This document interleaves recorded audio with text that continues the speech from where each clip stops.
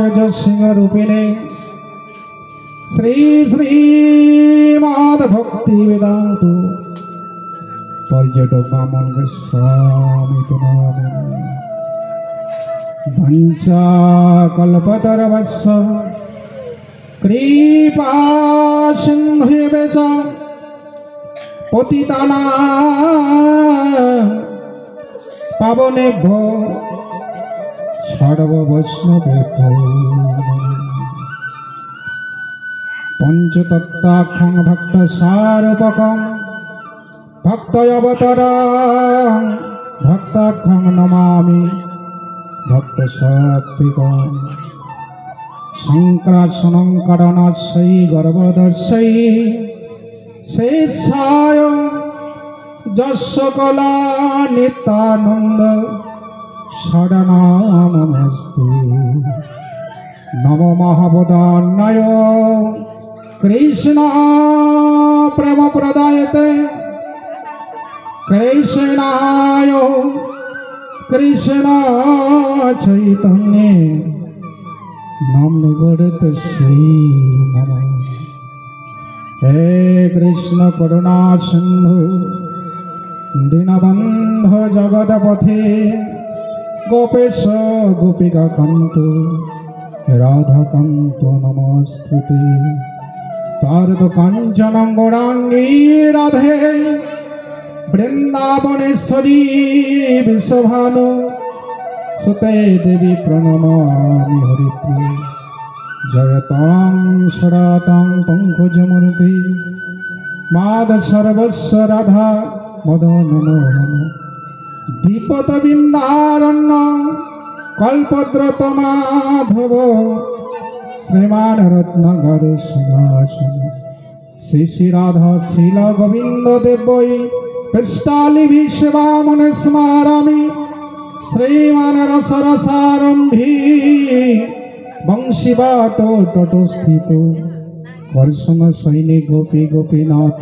शिरस्ति वृंदाई तुलसी दब्ब प्रियाई केशवर्चुचा वैष्णव भक्ति प्रथे देवी सड़ते बढ़ते नमो नमो तमादिदेवं करुणा निधनं तमलवर्णं सहितं अपार संसार समुद्र सेतु भगवते भजा महेश्वरूपं श्री कृष्ण चैतन्य प्रभु नित्यानंद श्री अद्वैत गदाधर शिवाजि गौर भक्त वृंद सबाई मिले हाथ तुले बोलबेन हरे कृष्ण कृष्ण कृष्ण हरे हरे हरे राम राम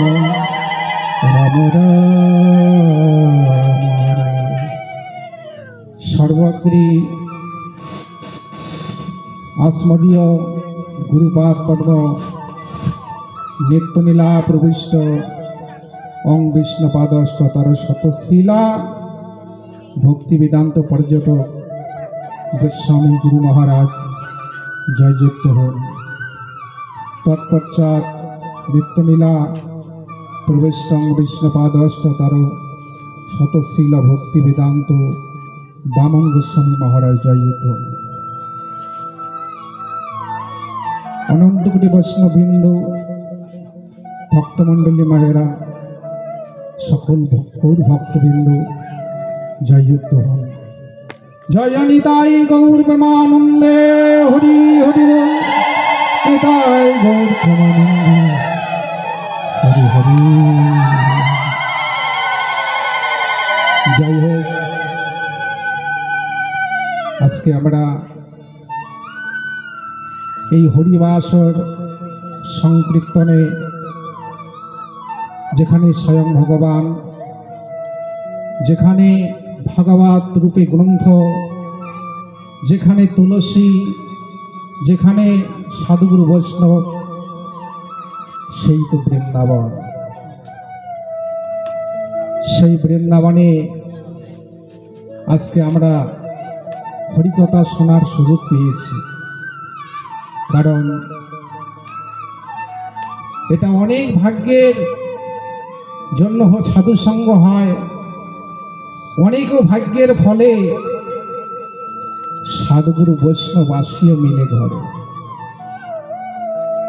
কারণ এই হরিকথা শ্রবণ করতে গেলে পুণ্য স্বীকৃতির সঞ্চয়ের দরকার আছে।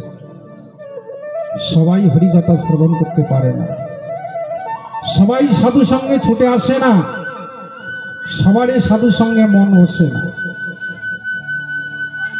তাই আপনারা আজকে বড় ভাগ্যবান, সংসারকে পিছনে রেখে এই হরিকথা শ্রবণের জন্য এই হরি প্রাঙ্গণে হরিবাসরে ছুটে এসেছে। কারণ এই সময়টুকু পেরিয়ে গেলে আর পরে চাইলেও পাওয়া যাবে না। মানুষের শুধু একটাই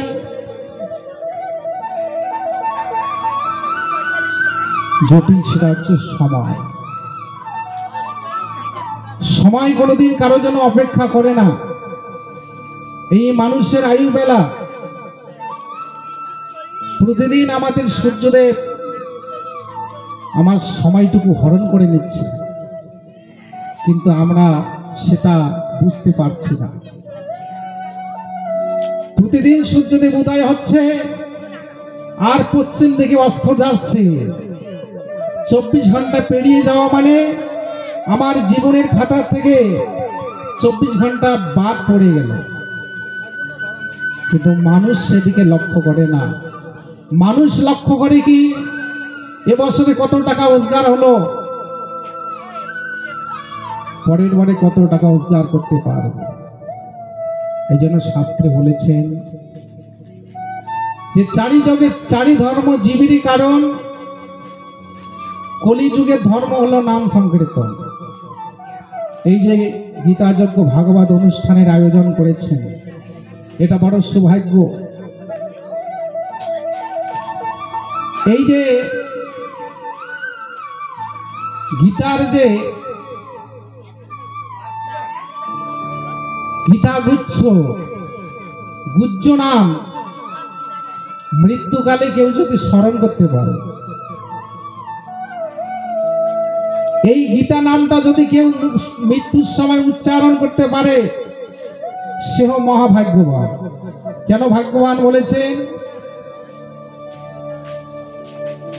যে মানুষের মৃত্যুর সময় স্মৃতিশক্তি হারিয়ে যায়। এই জন্য গীতায় ভগবান শ্রীকৃষ্ণ অর্জুনকে বলেছিলেন জ্ঞান যোগ, অভ্যাস যোগ, ভক্তি যোগ, এই যোগগুলি তুমি করবে। যদি আমার যোগ সাধনা থাকে, যদি আমার অভ্যাস থাকে, মৃত্যুর সময় যদি যমরাজ এবং যমরাজের কিঙ্কর বিষ্ণু এসে যায়, তবু আমি সেই গীতা নাম বা মহানাম এই জিহ্বায় উচ্চারণ করতে পারবো। এই জিহ্বায় যদি হরে কৃষ্ণ নাম আমি সারা জীবন করে যাই, মৃত্যুর সময়ও এই জিহ্বা দিয়ে আমি তার নাম উচ্চারণ করতে পারবো। আর না হলে ওই রত্নাকরের মতো রাম বলতে পারবো না। রত্নাকর এমন কর্ম করেছিলেন, তিনি রাম বলতে পারে না, এত পাপ করে তার জিহ্বা জড়িয়ে গেছে। অবশেষে নারদ মুনি দেখলেন একে তো রাম বলাইতে হবে। একটা মরা গাছ দেখিয়ে দিয়ে বলছে, এটা কি গাছ বলতে পারিস? বলছে, হ্যাঁ, এটা তো মরা গাছ। তো বলছে, এই মরা গাছটাই জপতে থাক। এই মরা গাছ বলতে বলতে এবার নারদ মুনি বললেন, এই গাছটাকে বাদ দিয়ে দাও, শুধু মরাই জপ। এই মরা জপতে জপতে রত্নাকরের মুখে রাম নাম আসলো। সেই রাম নামে এমন তপস্যা করেছিল, তার শরীরে মাংস ছিল না, শুধু হাড়গুলি ছিল, অস্থিগুলি। ওই যে অস্থিগুলি বলেছিলেন রাম এ রাম এ রাম। এই সাধনা করে পরবর্তীকালে কি হলো? বালমুনিকে মুনি। কেন বালমুনিকে নাম হলো? তপস্যা করে তার শরীরে বালির ঢিবি হয়েছিল বলে এই জন্য তার নাম হলো বালমুনিকে মুনি। যার আশ্রমে সীতামা দুইটি সন্তান পেয়েছিল, লব আর কুশ। নিতাই গৌরবানন্দে হরি হরি। তাই আজকে আপনারা কৃপা করে এই হরিবাসরে সহযোগিতা করেছে। এখানে এসে কি পাবেন? এখানে পাওয়ার বস্তু আছে, কিন্তু সবাই নিয়ে যেতে পারবে না।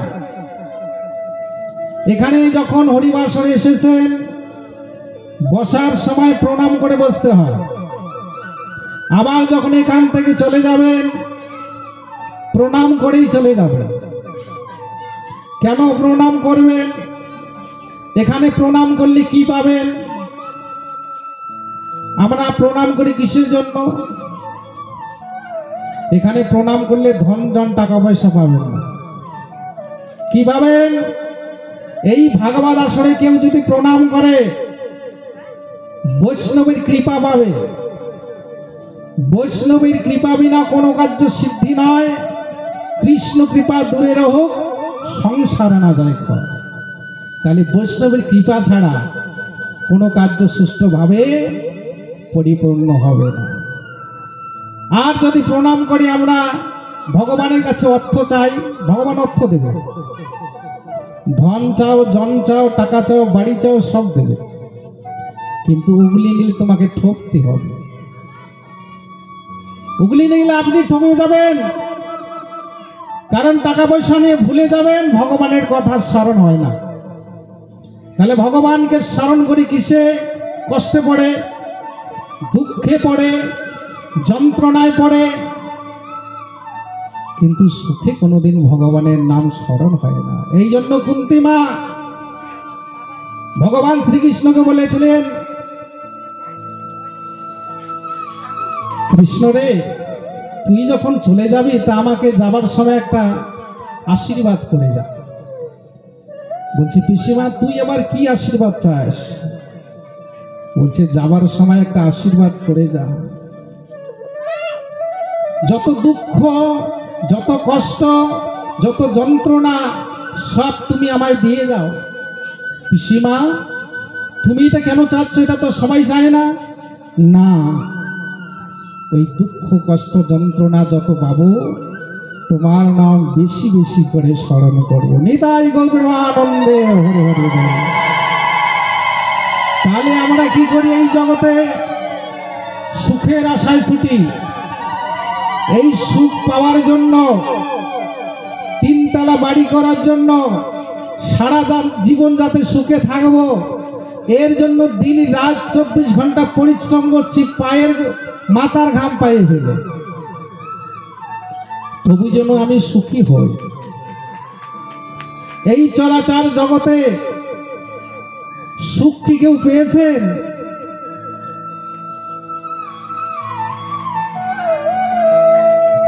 তাহলে সুখ একটা আলিয়া সাদৃশ্য। সুখ কোনোদিন কাউকে ধরা দেয় না।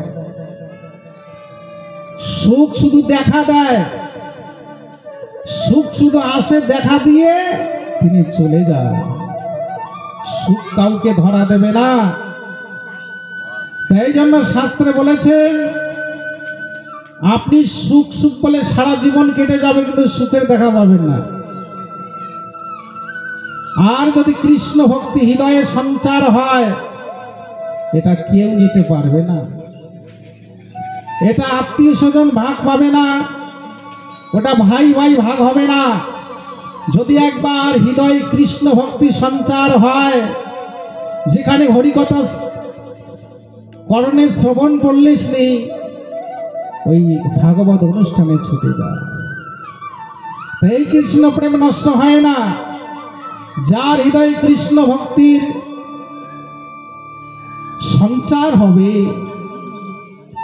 তিনি কৃষ্ণ বলতে বলতে তার নয়নে জল এসে যাবে। নিতাই গৌরবানন্দে হরি হরি। তাহলে চৈতন্য মহাপ্রভু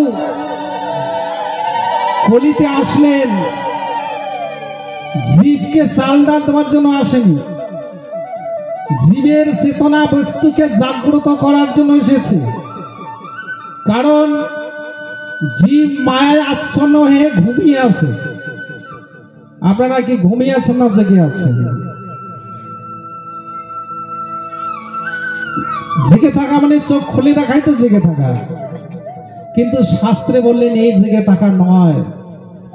আপনার যতক্ষণ চেতনা হলো না, আপনার যতক্ষণ বিবেক চৈতন্য জাগলো না, আমি কে, কোথায় ছিলাম, কোথায় এসেছি, আবার কোথায় যাব, যে বাড়িতে আছি বাড়িটা কার, এটা কি আমার? কিন্তু আমার বলছি সংসারের বসে বাড়িটা বলছে আমার বাড়ি। কিন্তু তোমার যদি বাড়ি হয়, কিন্তু মরার পরে তো এক সেকেন্ড ঘরে রাখবে না, রাখে কি? রাখে না। তাহলে এই বাড়িটা আগে ছিল, এখনো আছে, পরেও থাকবে, কিন্তু তুমি সংসারে থাকবে না। তোমাকে ঘর ছাড়তে হবে। কেন ছাড়তে হবে? তুমি ঘর ছেড়ে দাও, তোমার পিছনে আবার আসতেছে, ওরা ঘরে থাকবে। তাহলে এই যে দেহটা আমাদের ভগবান দিয়েছে কিসের জন্য? আমরা তো জানি ছেলে মেয়ের মা বাবা হব, সংসার করব, এটারই জন্য এসেছি। কিন্তু না, এই দেহটা দিয়েছে হরি ভজন করার জন্য। এই দেহটা দিয়ে তুমি কি করতে পারবে? ভগবানকে প্রণাম করতে পারবে, দুই হাত তুলে ভগবানকে আত্মনিবেদন করতে পারবে, করতালি দিয়ে কীর্তন করতে পারবে।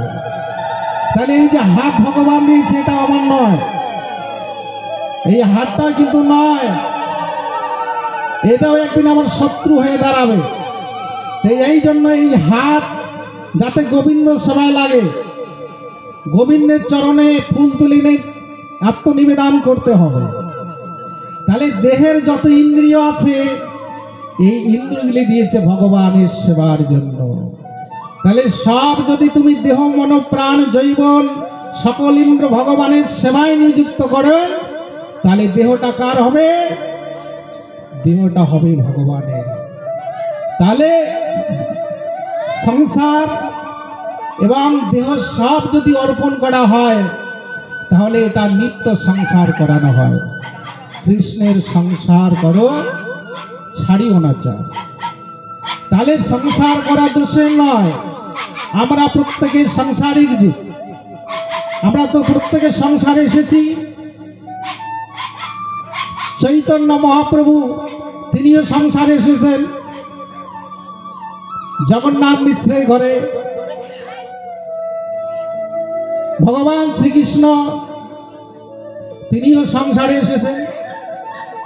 তাই জন্য মহাপ্রভু বললেন যে এই সংসার পবিত্র, কিন্তু সংসারটা কিভাবে করতে হবে সেটা তোমরা জেনে নাও। কোথায়? এই সংসার তত্ত্বটা আপনি বাজারে গেলে জানতে পারবেন না, কোনো হাট বাজারে গেলে জানা যাবে না। এই সংসার তত্ত্ব জানতে গেলে তোমার সাধু সঙ্গে ছুটে যেতে হবে। নিতাই গৌরমানন্দে হরি হরি বল। তাহলে সাধু সঙ্গে গেলে জানতে পারবে এই সংসারের সার বস্তু কি আছে। তাহলে সারটাকে গ্রহণ করতে হবে, আর অসার বস্তুটাকে ফেলে দিতে হবে। এই সংসারে পবিত্র বস্তু আছে, নিত্য প্রয়োজনীয়। তাহলে সংসার নিত্য এবং অনিত্য দুটাই। যারা সংসার নিত্য করতে পারছে, তারা সকালবেলায় উঠে আগে ভগবানকে প্রণাম করে, তুলসীকে প্রণাম করে, তারপরে স্নান আদি করে, তুলসীতে জলদান করে, তুলসী পরিক্রমা করে, তুলসী বন্দনা করে, তারপরে কাজে চলে যায়। ওটা হচ্ছে নিত্য সংসার, কৃষ্ণের সংসার। আর যারা ভগবানকে বাদ দিয়ে সংসার করছে ওটা হচ্ছে অনিত্য সংসার। ওই সংসারে তিন রকম জ্বালা আসবে। শাস্ত্রে বলছে আদি দৈবিক, আদি ভৌতিক, আধ্যাত্মিক। এই তিন রকম জ্বালা সংসারে আছে।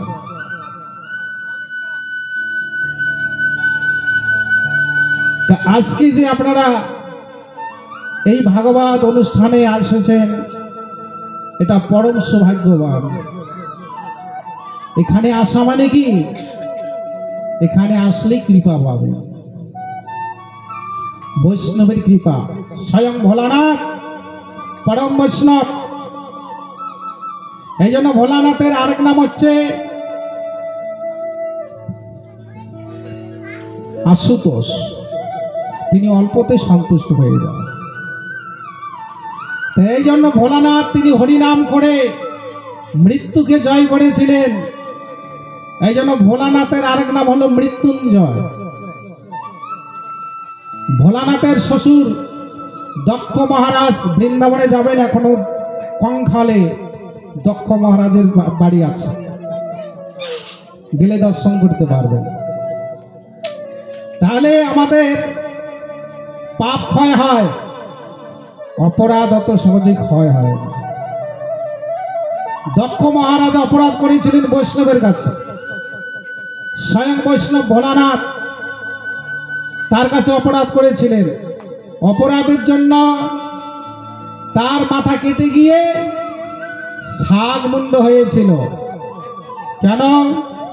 বৈষ্ণবের কাছে যদি হয় ক্ষুদ্র অপরাধ, মহা ভোজনেতে পড়ে যায়। বা হরিস্থানে অপরাধ তাহে হরি নাম, বৈষ্ণব স্থানে অপরাধে নাহি কয়ারা।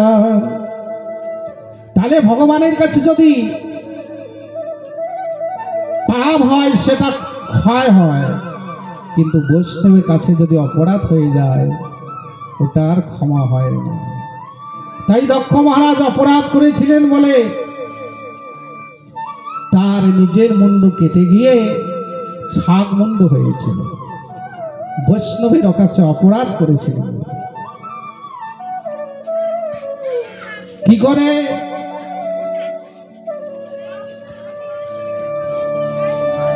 ভৃগুমুনি একটা যজ্ঞ করেছিলেন।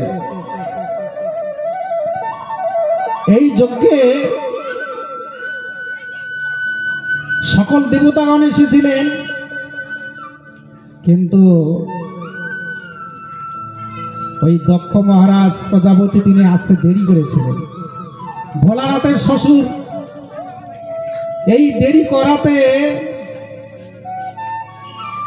ভৃগুমুনি অপেক্ষা করছেন। কিছুক্ষণ পর দক্ষ মহারাজ আসলেন।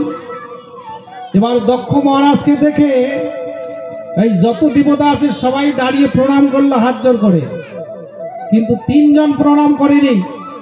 ব্রহ্মা, বিষ্ণু, মহেশ্বর তিনজন এক কোনায় ছিল, ওটা কিন্তু প্রণাম করেনি। এবার দক্ষ মহারাজ দেখলেন আরে সকল দেবতা আমাকে প্রণাম করলো আর এই তিনজন আমাকে প্রণাম করলো না, ওরা কারা? আমাকে একটু দেখতে হবে। গিয়ে দেখছে স্বয়ং ব্রহ্মা। ব্রহ্মা মানে আমার দাদু। আচ্ছা দাদু তো প্রণাম না করলেও চলে, আচ্ছা ঠিক আছে। দ্বিতীয় জনকে আমি একটু লক্ষ্য করি, বিষ্ণু। ওর বাবা আমার পিতা। আচ্ছা বাবা যদি প্রণাম না করে তাহলে কোনো ব্যাপার না। তৃতীয় জন দেখি কে? স্বয়ং ভোলানাথ আমার জামাই, আমাকে প্রণাম করলো না। এত বড় স্পর্ধা, আমাকে অপমান করলো। ঠিক আছে আমি তোমাকে দেখাবো। দক্ষ মহারাজ ক্রোধান্বিত হলেন। তুমি শ্মশানে মশানে পড়ে থাকো, সাই ভৎস গায়ে মাখো, আজকে শ্বশুর হয়ে তুই আমাকে প্রণাম করলি না, তোমাকে আমি দেখাবো মজা। ভোলানাথ তিনি মন খারাপ হয়ে গেল, শ্বশুর গালাগালি করলো। এবার ভোলানাথ কি করলেন? বলছে এখানে আর থাকবো না, আমি হরি প্রাঙ্গণে হরিকথা শুনতে যাব। এমন সময় পার্বতী এসে বলছে, প্রভু আপনি কোথায় যাবেন? আমি যে কোথায় যাব আমিও বলতে পারি না। ও, আমি জানি তোমার এক স্থান হলো শ্মশান, আর তাছাড়া কোথায় যাব? বলছে না না না, আমি শ্মশানে যাব না, আমি হরিকথা শুনতে যাব। আমার মনটা খুব খারাপ, শ্বশুর মশাই আমাকে অপমান করলো। এবার পার্বতী দেবী বলছে, প্রভু তাহলে আমিও যাব। তা চলো, তুমিও যখন যাবে তা চলো একসঙ্গে যাই। দুইজনে হরিকথা শুনতে গেলেন। হরিকথা শুনে পরের দিন ভোলানাথ এবং পার্বতী দুইজনে আসতেছে। আস্তে আস্তে দেখছে যে রামচন্দ্র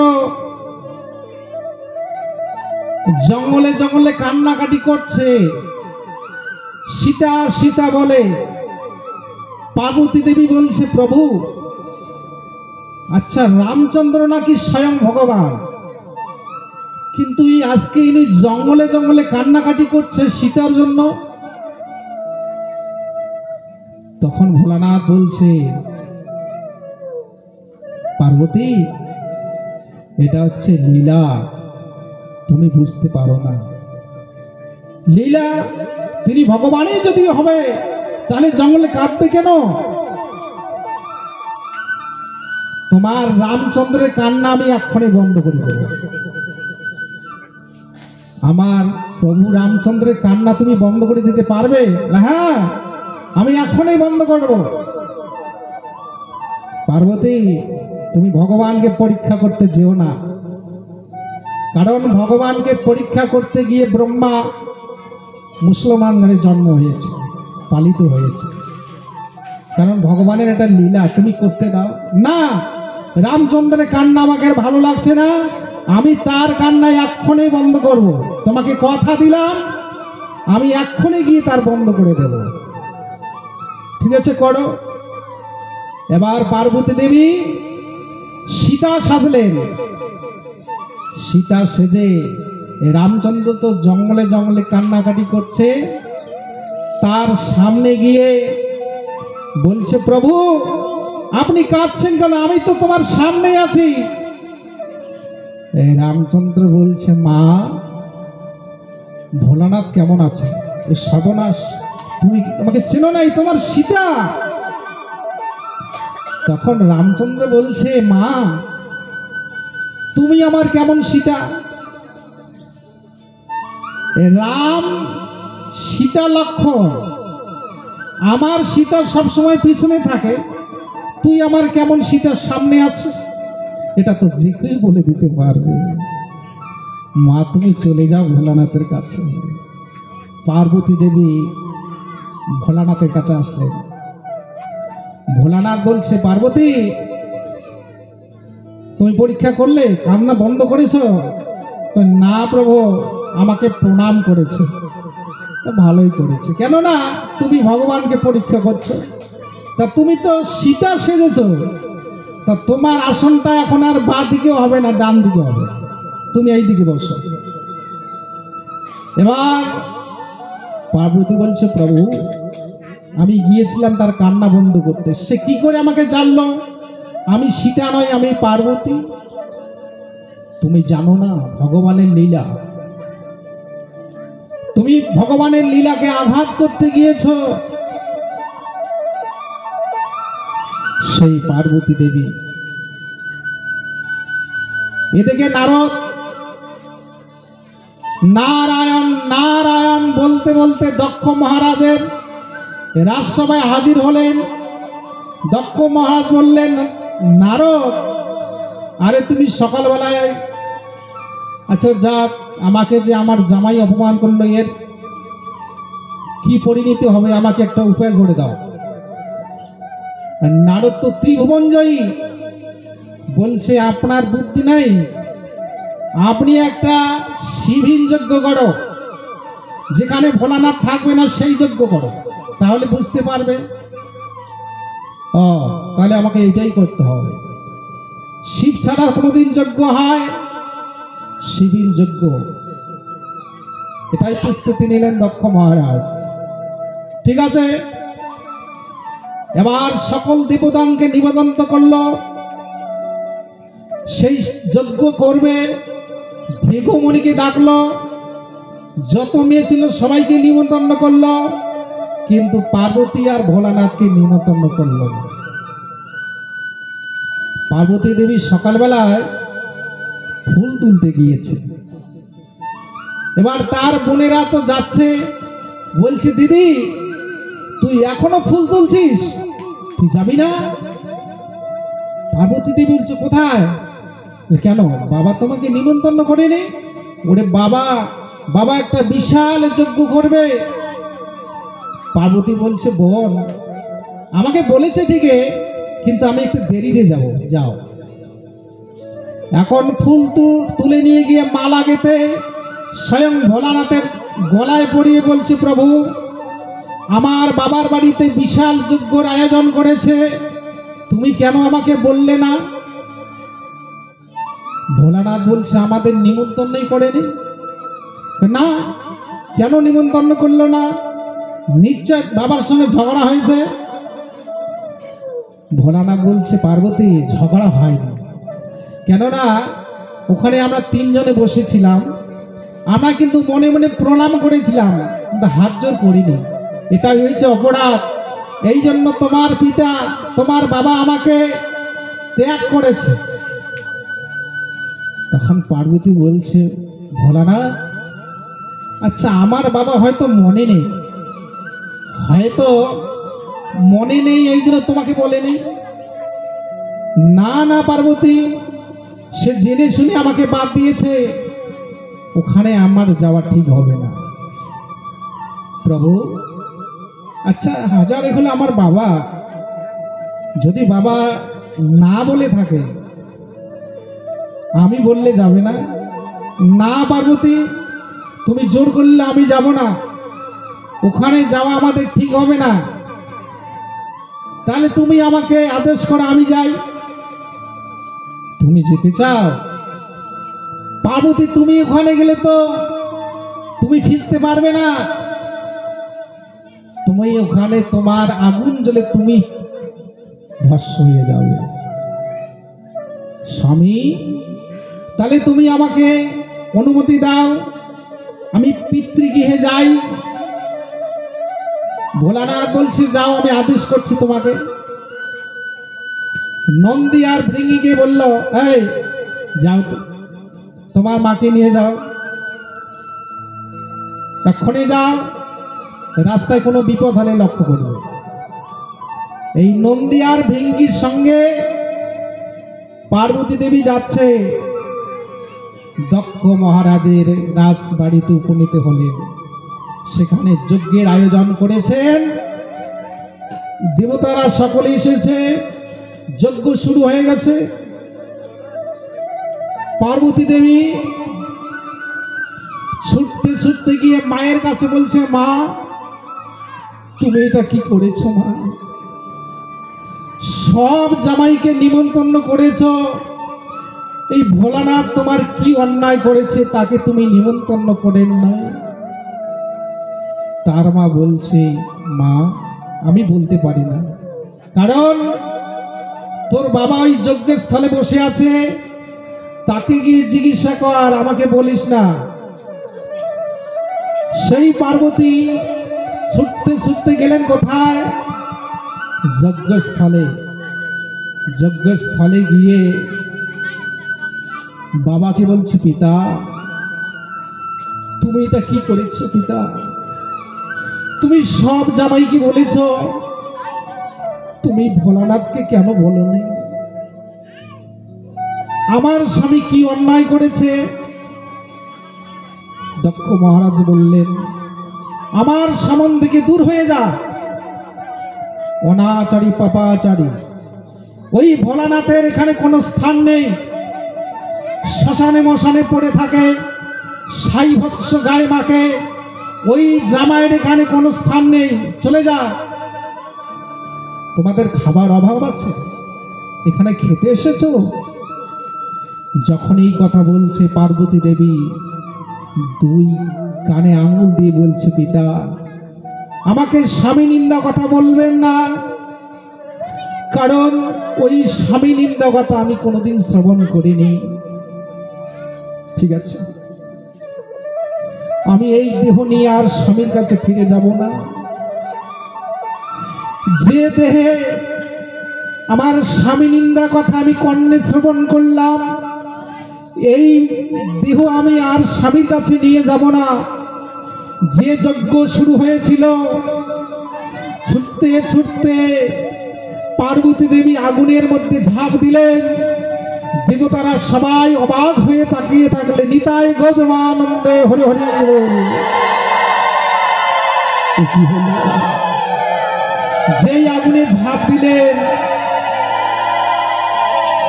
নন্দী আর ভৃঙ্গি দুইজনে গিয়ে মায়ের দুইটি চরণ ধরে কাঁদতে কাঁদতে বলছে, মা তুমি আর ফিরবে না মা, তুমি আগুনে ঝাঁপ দিয়ে আত্মহত্যা করলে মা, আমরা বাবাকে গিয়ে কি বলবো, তুমি আর ফিরবে না মা। দুইজনে দুইটি চরণ ধরে কাঁদছে। নন্দী আর ভৃঙ্গি ছুটতে ছুটতে চলে গেলেন ভোলানাথের কাছে। ভোলানাথের কাছে ছুটে গিয়ে চরণ ধরে বলছে, বাবা মা আর কোনোদিনও ফিরে আসবে না, মা আগুনে ঝাঁপ দিয়ে প্রাণ ত্যাগ করেছে, বাবা মা আর কোনোদিন ফিরে আসবে না। যেই ভোলানাথের চরণ ধরে কাঁদিতে লাগিলেন, ভোলানাথ সঙ্গে সঙ্গে মাথা থেকে জটা ছিঁড়ে মাটিতে আছাড় দিলেন। সঙ্গে সঙ্গে একটা অসুর সৃষ্টি হলো। অসুর সৃষ্টি হয়ে বলছে, প্রভু আমাকে কি করতে হবে বলো। যাও তুমি দক্ষ মহারাজের যজ্ঞ এখনই বিনাশ করে দাও। সঙ্গে সঙ্গে সেই অসুর ছুটতে ছুটতে গিয়ে এই অগ্নি যজ্ঞের মধ্যে পেচ্ছাপ করে দিয়ে আগুন লিভিয়ে দিল। ত্রিশূল সেখানে গেড়ে ত্রিশূল এমন ভাবে ছুড়লেন, ওই দক্ষ মহারাজের মাথাটা কেটে গিয়ে কোথায় যে পড়ে গেল কেউ দেখতে পারল না। নিতাই গজমানন্দে হরি হরি বল। এবার ভোলা দক্ষ মহারাজের স্ত্রী ছুটতে ছুটতে গেলেন ভোলানাথের কাছে। ভোলানাথের কাছে গিয়ে হাত জোর করে বলছে, জামাই তুমি এটা কি করলে, আমাকে বিধবা করে দিলে। এটা তুমি করতে পারো না, কারণ তোমাকে সবাই বলে ভোলানাথ তুমি অল্পতে সন্তুষ্ট হয়ে যাও, তুমি আমাকে কৃপা করো, আমার স্বামীর মস্তক তুমি ফিরিয়ে দাও। ভোলানাথ বলছে, মা ঠিক আছে মা, আমি কথা দিলাম, তোমাকে কথা দিলাম। দেবতাদের সবাইকে ডাকলো, ওরে দেবতা তোমরা সবাই খুঁজে খুঁজে দেখো এই দক্ষ মহারাজের মাথাটা কোথায় আছে, খুঁজে নিয়ে এসে আবার লেগে দাও। কারণ আমার শাশুড়ি মা খুব অনুরোধ করছে, আমারও আমি তো সইতে পারি না, কেননা যতই অপরাধ করুক আমার যে তো শ্বশুর কাকুতি মিনতি করছে। যাও তোমরা তার মাথাটা খুঁজে খুঁজে দেখো কোথায় আছে, এনে দাও। এবার দেবতারা বলছে, প্রভু আপনি সব কথাই বলুন, কিন্তু ওই মাথার কথা বলবেন না। যে মাথা দিয়ে বৈষ্ণবের নিন্দা হয়, যে মাথা বৈষ্ণবের নিন্দা কথা বলে, সেটা আমরা স্পর্শ করব না। ঠিক আছে, খুঁজে খুঁজে কি পেলেন, একটা শাক মুন্ড পেলেন। ওই শাক মুন্ড এনে ওই দক্ষ মহারাজের মাথায় বসিয়ে দিলেন। দক্ষ মহারাজের মাথা শাক মুন্ড হয়ে গেল। কেন? যে মুখ দিয়ে বৈষ্ণবের কোনো শুদ্ধ নাম উচ্চারণ করেনি, প্রণাম করেনি, তার শাক মুন্ডে ভালো আছে। এবার ভোলানাথ তিনি কি করলেন, ডুমুর বাজাতে বাজাতে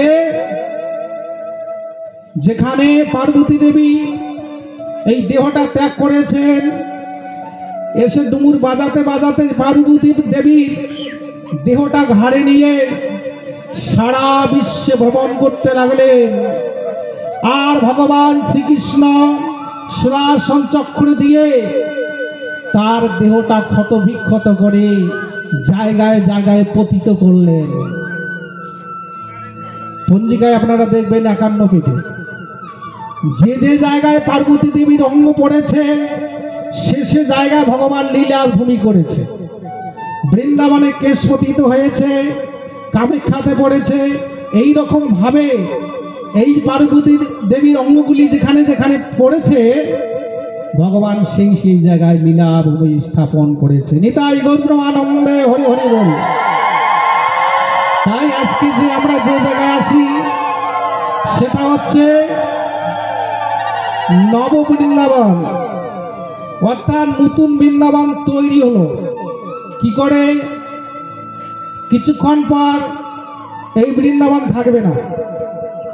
যতক্ষণ সাধুগুরু বৈষ্ণব থাকবে, যতক্ষণ ভাগবত থাকবে, হরিকথা থাকবে, ততক্ষণ বৃন্দাবন পরিণত হয়ে থাকবে।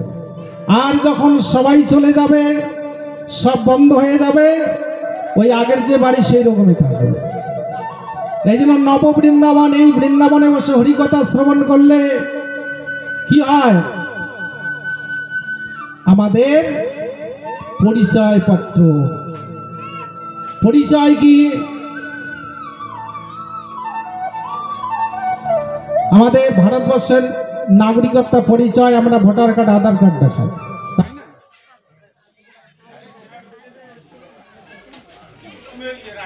না?